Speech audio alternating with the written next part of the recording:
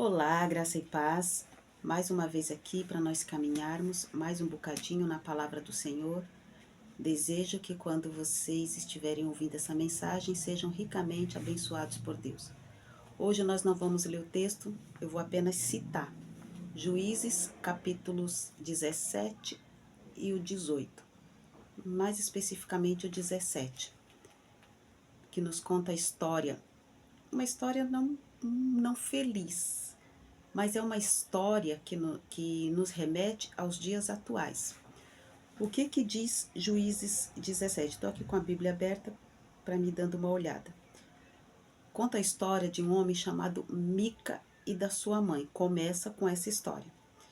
E começa dizendo que a mãe de Mica, ela teve um dinheiro roubado, prata roubada, no valor de se não me engano, 1.200 ciclos, 1.100 ciclos.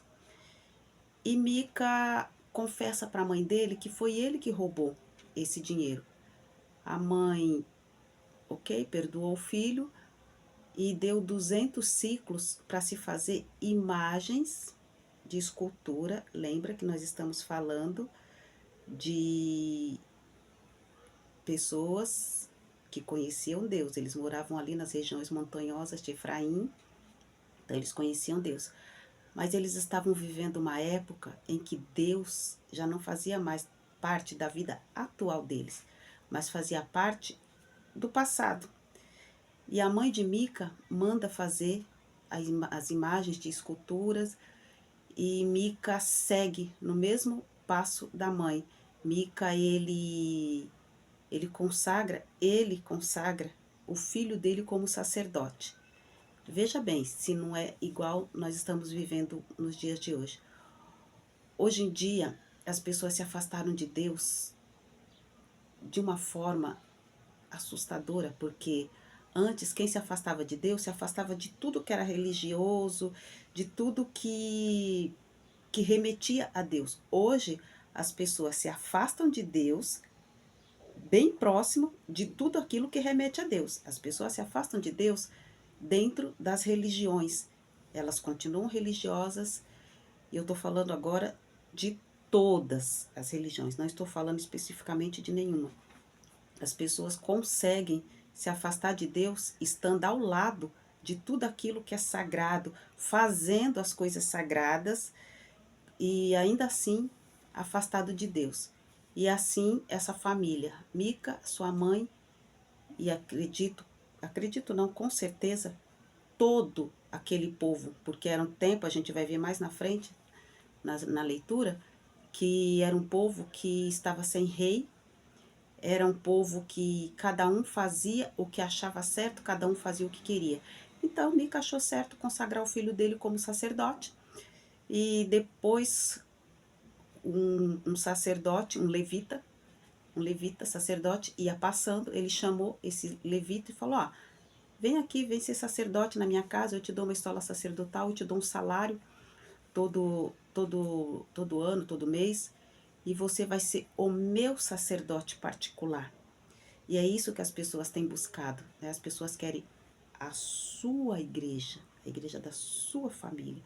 As pessoas querem a sua denominação, as pessoas querem o seu profeta, um profeta para chamar de seu, um sacerdote para chamar de seu, para ele profetizar aquilo que é do agrado dela. E foi isso que Mica fez, ele pegou aquele sacerdote também se viu beneficiado, por quê?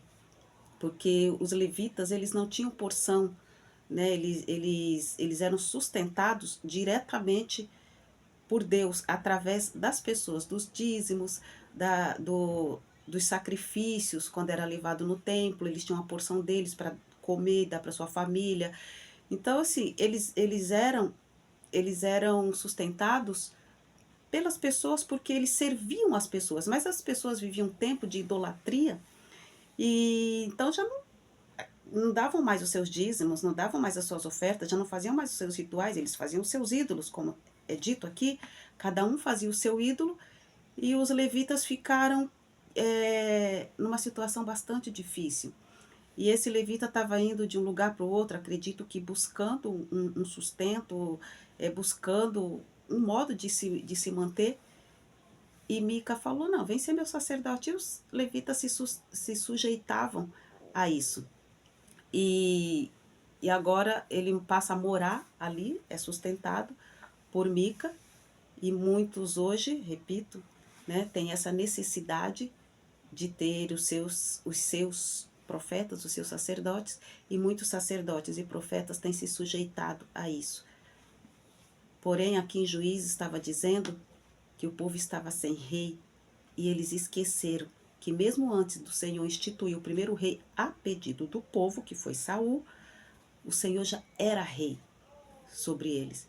E eles olharam as outras nações e quiseram ser igual às outras nações, e Deus atendeu o pedido deles, mas deixou bem claro de como seria difícil a vida deles com o rei, porque eles teriam que servir ao rei. E agora eles estão aqui sem rei, e eles continuam esquecendo que Deus é o rei deles. E hoje em dia está acontecendo a mesma coisa. As pessoas estão esquecendo que existe um Deus, que existe um rei, o rei dos reis, senhor dos senhores, e que a ele nós devemos servir. Mas um, eles procuram um sacerdote, alguém que diga coisas que querem ouvir. E o Senhor, ele nem sempre diz aquilo que nós queremos ouvir. Ele, como um rei, como um Deus justo, como um Deus amoroso, ele fala aquilo que nós precisamos ouvir. Então, assim, um sacerdote, um profeta, ele não é bichinho pet de ninguém para dizer deita, deita, rola, rola, mas muitos têm se prestado a isso. E agora a tribo de Dan, ela ainda não tinha porção dela. Olha só, já estamos aqui, as tribos já tinham entrado para possuir as suas terras, para tomar suas terras, para ter a sua moradia, o seu lugar, e a tribo de Dan ainda não tinha feito isso. Então agora eles vão fazer isso.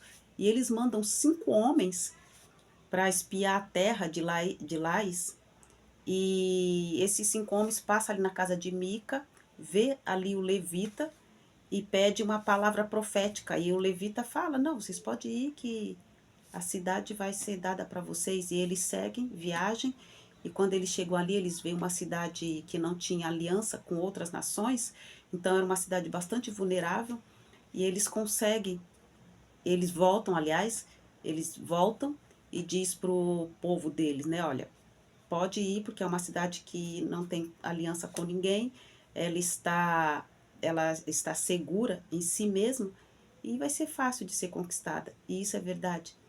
Quando nós não temos aliança com Deus, quando nós escolhemos viver sozinhos nos nossos próprio entendimento, nós ficamos vulneráveis. 600 homens vão até aquela cidade para tomá-la, mas antes eles passam na casa de Mica, nosso personagem central, passa na casa de Mica. E quando eles vê ali o sacerdote, porque os 5 já fala para eles, olha, aquele homem está ali, ele é levita, e ele que falou para a gente que a gente poderia seguir, já dá todas as informações. E eles pegam aquele homem e levam com eles, aquele sacerdote. E Mica vai atrás, mas vocês estão levando meu sacerdote, minha estola sacerdotal, os meus ídolos. O que aquele povo, aquele exército ia tomar uma cidade em nome de Deus e tinha que levar ali ídolos? E uma estola sacerdotal feita em casa. O que eles tinham que fazer isso? Mas vê o nível de idolatria. Um povo uma hora consulta a Deus, quer ser abençoado por Deus, mas quando vai tomar posse da terra, leva os ídolos. E isso tem sido feito muito hoje em dia. Desculpa. As pessoas oram, as pessoas buscam direção de Deus, e quando entende alguma direção sendo de Deus, pega o seu conhecimento, pega os seus ídolos, pega o seu achismo, pega os seus sacerdotes de estimação, pega os seus, os seus, os seus, aqueles, a sua panelinha que está em volta, os seus deuses com D minúsculo, para se apossar daquilo que ele perguntou para Deus se era para ele. E Mica vai atrás, mas aqueles homens, era um exército grande, eles falaram, olha, volta para casa, deixa que nós vamos levar seu sacerdote, os seus ídolos, a sua estola sacerdotal, tudo que era seu a gente vai levar para conquistar aquilo que Deus falou que era nosso. Eu não sei com o que ou como você conquistou certas coisas, mas eu te convido a prestar atenção. O que aquele povo, a tribo de Dan, tinha que roubar?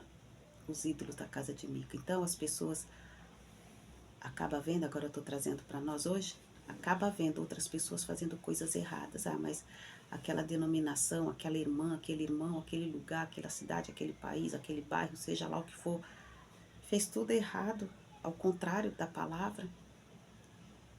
E tá dando certo. E conquistaram, porque eles conquistaram a cidade de Laís. Porque era uma cidade vulnerável. Se achava forte, mas era vulnerável. E quantas pessoas que se acham fortes, pensam que são fortes nas suas crenças, naquilo que estabeleceu para a sua vida, que não é o Senhor. Casa firme é aquela que é construída na rocha, em Jesus, na palavra. E muitas pessoas têm conquistado coisas pensando que está tudo bem. O que aquela tribo tinha que levar? Ídolos. Jogue fora os seus ídolos. Eles podem te dar uma falsa segurança. Eles podem te dar falsas conquistas. Tudo aquilo que é ídolo.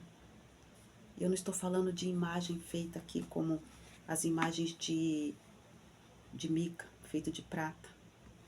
Vê uma história que começou lá com uma confissão de roubo e poderia terminar bem.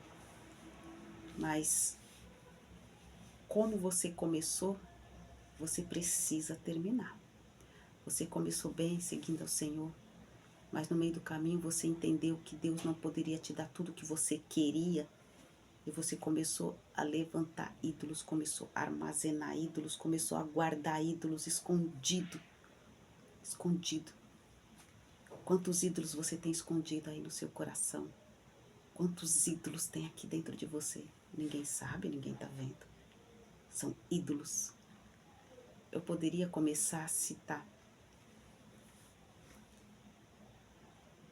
mas você sabe, você que vai ouvir, você sabe os ídolos que você tem guardado.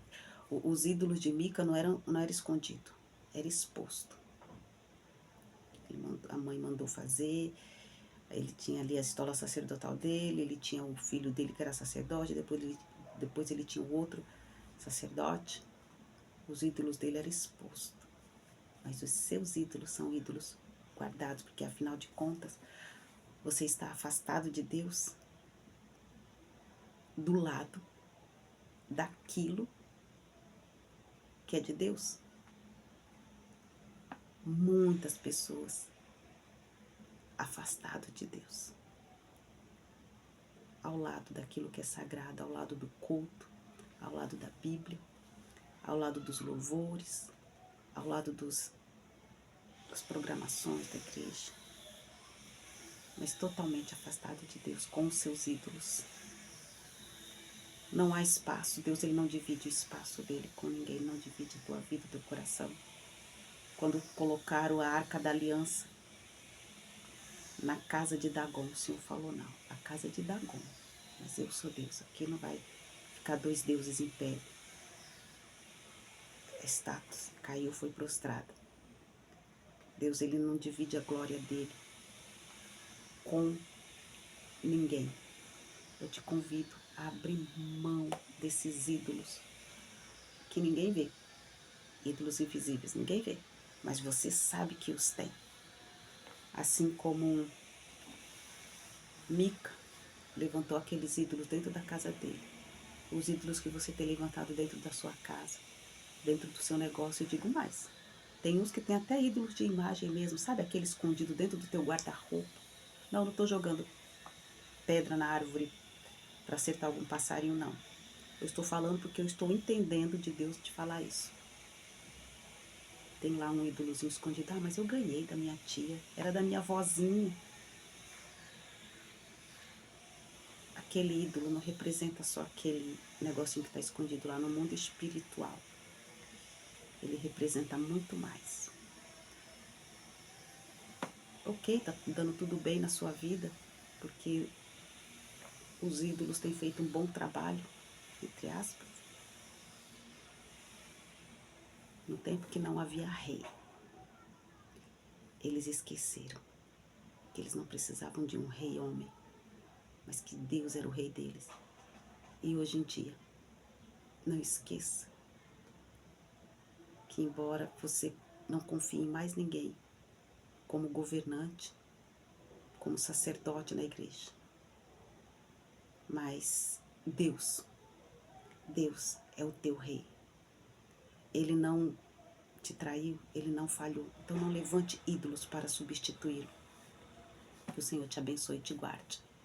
Que em tudo que você colocar as tuas mãos de maneira lícita e honesta seja abençoado por Deus. Amém.